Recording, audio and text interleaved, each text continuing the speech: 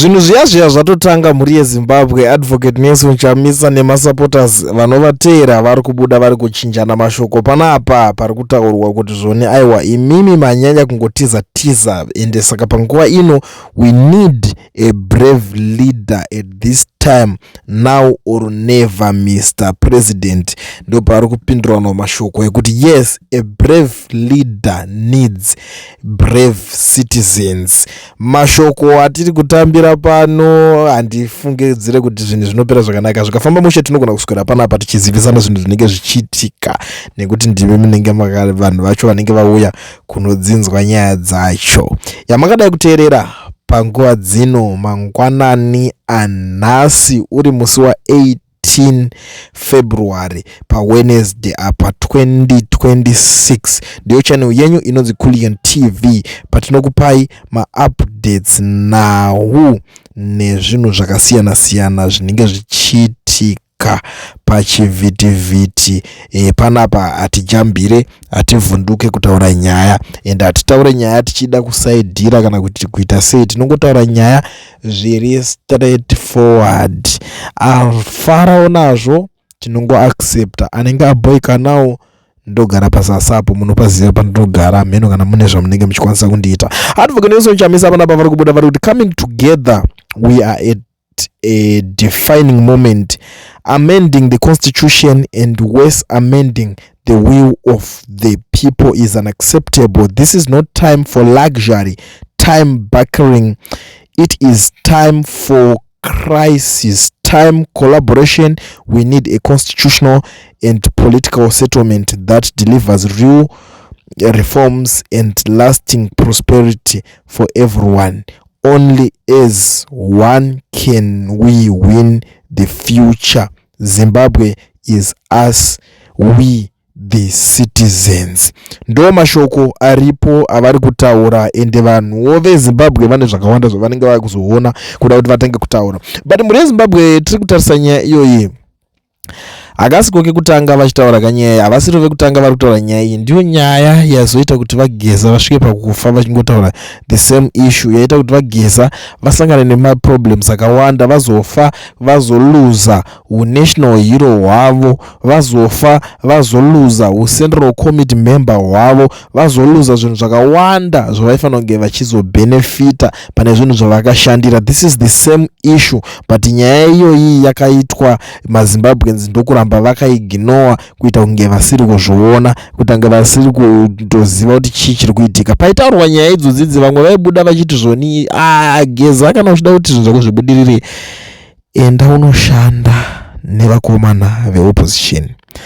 Mudharageza ndokuuya akati vese veopposition tiri kutokukokai, tiri kukudedzai, uyai tishandidzani, nekuti hapana chakaipa kushandidzana.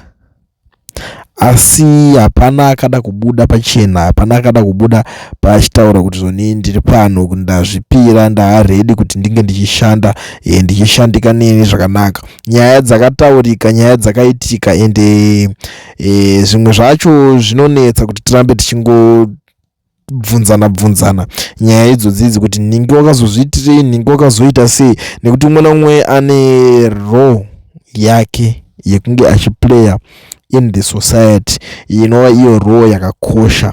But panapa muri yeZimbabwe ndiri kuona vana vezivhu vari kutaura zvinhu zvakawanda. Umwe vari kuti again I ask, what's the plan? Where is the platform, website, WhatsApp, directions? Are you just tweeting or tweet?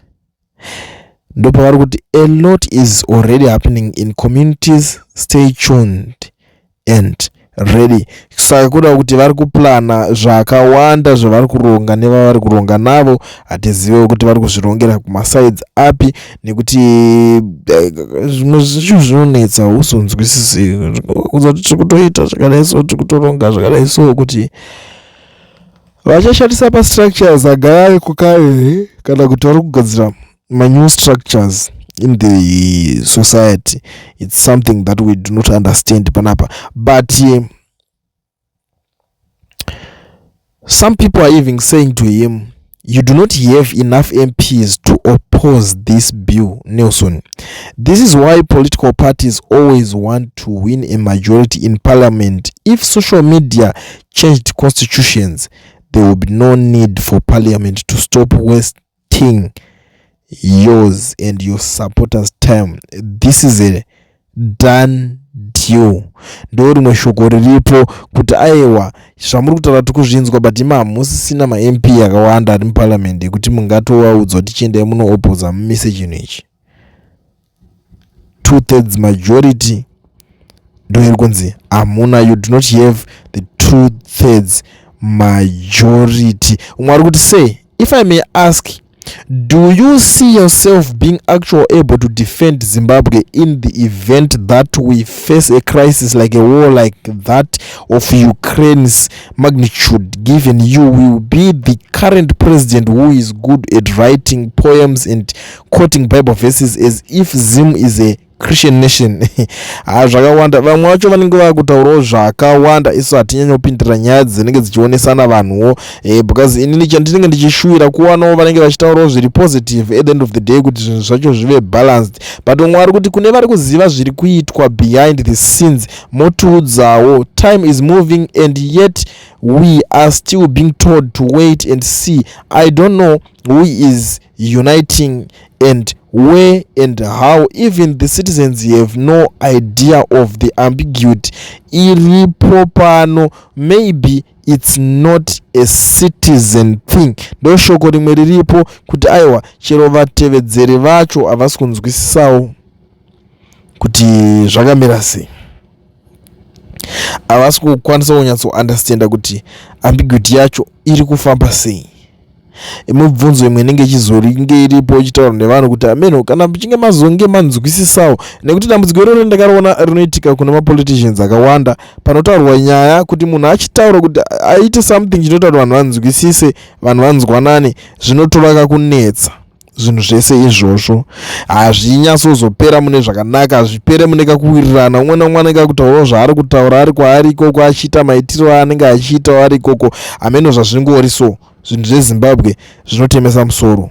But muri yeZimbabwe, I don't want to waste much of your time. I want to thank you so much for ndimi mune yese, ndimi munoita kuti chivhitivhiti chirambe chichienderera kumberi, and ndinoramba ndichingokutendai over and over and over and over again. But ndisandaenda zvangu muri yeZimbabwe, regedza ndishandise mukana unoyu kuzivisa maZimbabweans vari munyika yeSouth Africa ineyi vanodawo kuregisterwa makambani nekuvhurirwa maFNB business accounts vasina mawork permits kana kuti mastate permits. Ndiri kuti mazuva ano zvave nyore, zvave easy. Pane kambani inonzi Education Research, iyo inova kambani inotungamirirwa naava vanonzi ana Mukoma Owen. Idzi ndidzo shasha vanokwanisa kukuregistera kambani vokuvhurira FNB business account usina work permit nestud permit. Saka ndiri kuti vabatei, namba dzavo ndidzo dzinobatika paskrini, idzo dzinenge dzichibuda apo dzichishow apo, idzo mukangotaura navo ka1 ipapapa zvinhu zvinobva zvaita se zvobva zvatokufambirai. Vanokuitirai muri kwamuri ikoko, ivo vari kwavari ikoko. Kune vasiri muSouth Africa zvamuchose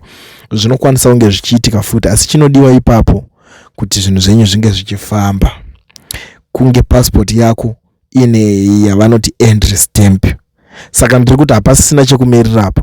Garai maita zvinhu zvakakosha zvinodiwa kuti zvinge zvichiitwa. Garai